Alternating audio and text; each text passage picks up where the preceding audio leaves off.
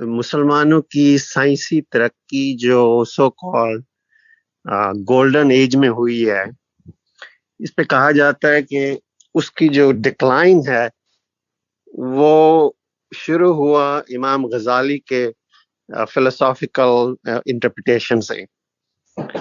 تو اس کے بارے میں آپ کا کیا خیال ہے؟ آپ کی رائے چاہیے. شکریہ جی. میرے نزدیک کسی قوم کے ہاں جو خوبیاں پیدا ہوتی ہیں یا جن علوم کا شیوع ہوتا ہے یا اس کے ہاں لوگوں کے جو رویے پیدا ہوتے ہیں، ان کا عامل کوئی ایک شخص یا ایک نظریہ نہیں بن سکتا. یعنی بحیثیت مجموعی بہت سی چیزیں مل کر اس میں اپنا کردار ادا کرتی ہیں. مسلمانوں کے ہاں یا مسلمان قومیں آپ کو کہنا چاہیے، اس کی وجہ یہ ہے کہ اسلام تو ایک دعوت ہے. وہ آج چند قوموں کا دین ہے، ممکن ہے مستقبل میں اس سے بالکل مختلف قوموں کا دین بن جائے. تو جن قوموں نے اسلام کو قبول کیے رکھا اور ان کو دنیا میں کوئی 1200 سال رہنے کا موقع ملا ہے، ان کے زوال کے اسباب میں یا ان کے ہاں سائنسی ترقی نہ ہونے یا اس عمل کے جاری نہ رہنے کے اسباب میں بے شمار چیزیں، میں گنوا سکتا ہوں ان میں سے بہت سی چیزیں. یہ اسباب دنیا میں ہر جگہ پیدا ہو جاتے ہیں، یعنی یہ یہاں ہی کا معاملہ نہیں ہے. اس سے پہلے یہ جانتے ہیں آپ کہ روما کی تہذیب کس مقام پر تھی. دنیا کی ایک بڑی سلطنت، بڑی تہذیب، بڑی روایات، قانون کو انہوں نے کہاں تک پہنچا دیا، ریاست اور حکومت کے معاملات کو. لیکن اس کے بعد پھر زوال آیا. تو زوال کے اسباب بے شمار ہوتے ہیں، اس لیے ان کو کسی ایک شخص کے سر پر نہیں ڈال دینا چاہیے. امام غزالی بنیادی طور پر ایک بڑے حکیم، بڑے فلسفی، بڑے عالم اور ایک صوفی تھے. تو تصوف بحیثیت مجموعی ذہین لوگوں کو اپنی گرفت میں لے لیتا ہے، زیادہ دلچسپی اس میں ان کی ہو گئی.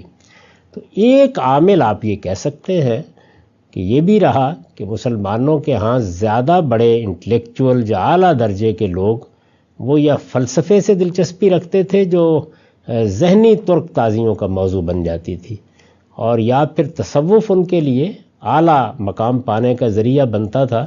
تو یہ ایک عامل کے طور پر اثر انداز ہوا، یقیناً ہوا، لیکن آپ سارا کا سارا بار اس پر نہیں رکھ سکتے.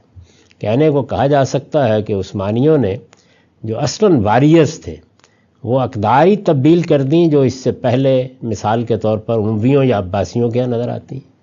اور بھی بہت سے سیاسی، سماجی، معاشرتی عوامل گنوائے جا سکتے ہیں.